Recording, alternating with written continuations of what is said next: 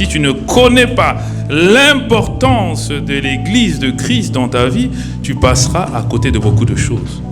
Tu rateras beaucoup de grâce. L'Église de Christ est une pièce maîtresse dans ta destinée. Éphésiens 5, verset 25. J'ai lu ce verset. Marie, aimez vos femmes comme Christ a aimé l'Église, et s'est livré lui-même. Si tu ne connais pas la place de l'Église dans ta destinée, tu passes à côté de beaucoup de choses. S'il y a quelqu'un qui me suit, j'aimerais t'entendre dire Amen. C'est important que tu n'aies pas les mauvaises conceptions de l'Église. Le diable vient pour pirater, le diable vient pour fausser ta compréhension de l'Église. L'ennemi est le premier pirate.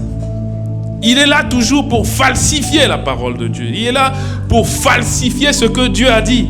Il est là toujours pour tordre ce que Dieu a dit, pour tordre les instructions de Dieu. Tu te souviens dans le jardin, Genèse 3, au verset 1, il a dit, est-ce que Dieu a-t-il réellement dit? Le serpent était le plus rusé de tous les animaux des champs. Il dit à la femme, Dieu a-t-il réellement dit? Il est là pour tordre. Dans le livre d'Exode 7 au verset 12, quand Moïse a jeté la verge par terre, tu te souviens, Dieu a donné la verge à Moïse, il a dit, prends ce bâton, prends cette verge, et avec elle tu feras des signes et des merveilles. Donc quand Dieu parlait à Moïse, je te donne la verge, le diable avait écouté. À chaque fois que Dieu déclare quelque chose dans ta vie, à chaque fois qu'il y a une grâce qui est déclarée dans ta vie, sache que c'est une déclaration de guerre contre l'ennemi. Quand Dieu parle, ce n'est pas le moment de sauter. Quand Dieu parle, c'est le moment de prier. Pourquoi? Parce que l'ennemi vient falsifier la vérité. Tu peux ne pas venir à l'église, mais tu ne viens pas à la station. Tu vas fonctionner avec ta propre énergie, avec ta propre force, avec ta propre intelligence. Mais ton intelligence est limitée.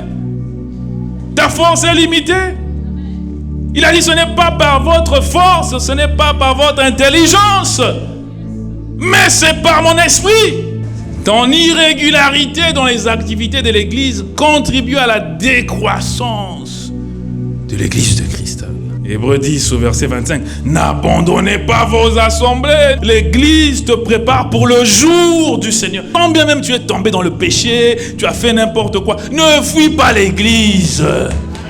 L'Église n'est pas un tribunal. On ne va pas te juger ici. Non, au contraire, mieux vaut encore, tu es tombé dans le péché, mais tu es dans la présence de Dieu. Le sang de Jésus va te nettoyer. Et le Saint-Esprit va te donner la force. Tu auras la force sur l'ivrognerie, sur l'adultère, sur l'impudicité. Quand tu tombes dans le péché et l'ennemi commence à t'écarter. Non, toi tu n'es plus digne. Va-t'en, pousse-toi. C'est pour bien te détruire.